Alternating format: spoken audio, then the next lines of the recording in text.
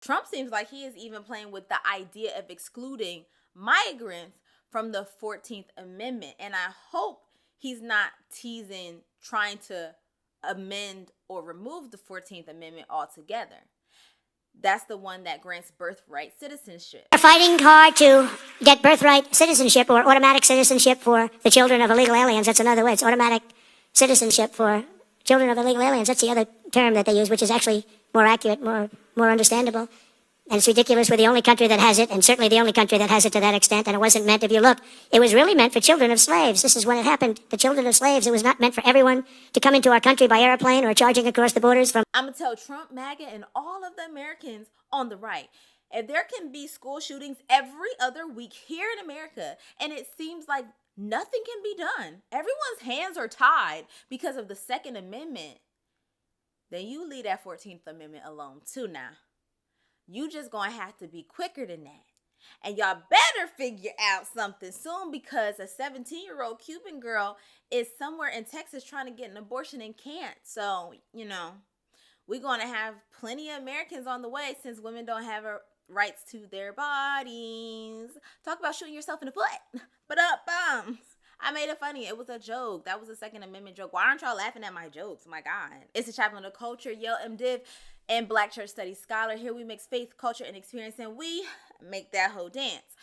You shouldn't have to touch fire to believe that motherfucker hot. Some Trump voters are crying. This is so crazy that we voted for Trump. We trust him with the word that he promised us Latinos.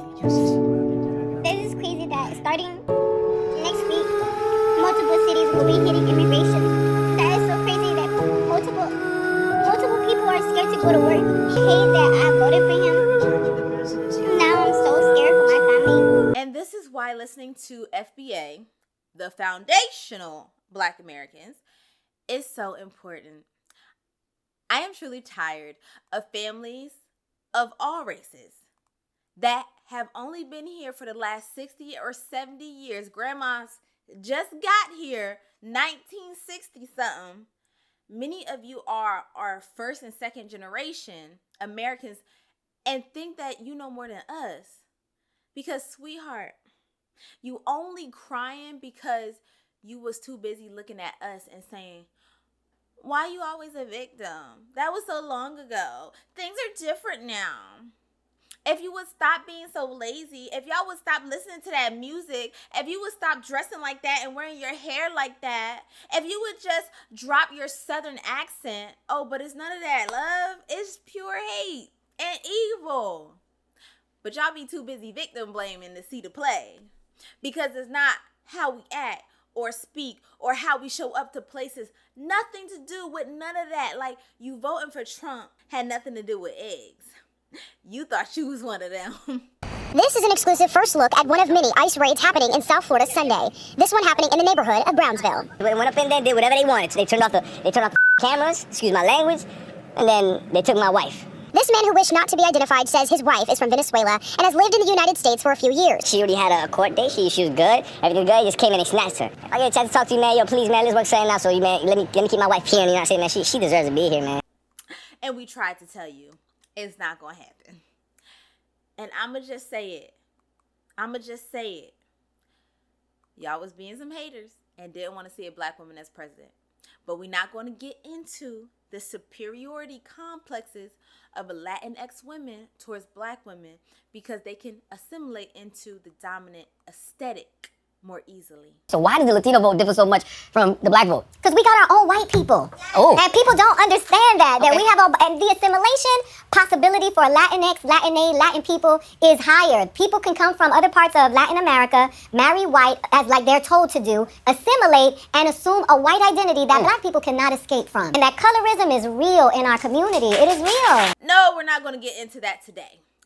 We getting into the point, which is you around and now you finding out. We told y'all about this type of evil, but you just couldn't possibly imagine it.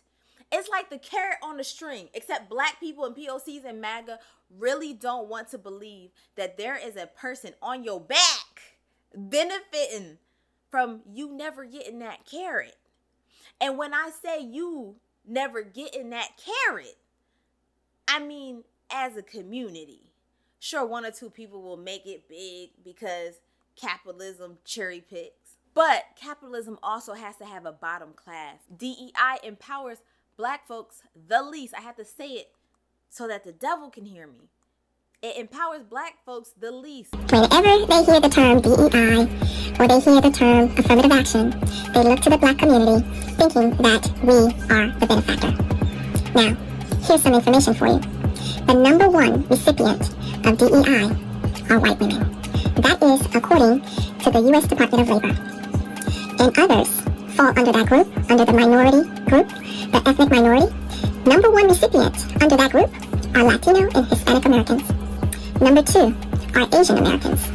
Number three are Native Americans. Number four, individuals with disability. Number five, veterans. Okay? And number six, the LGBTQ plus community. And guess who comes last at receiving DEI benefits? Guess who comes last? That's right, Black Americans. But they still don't want us to have nothing. And you don't know them. And you ain't never met them.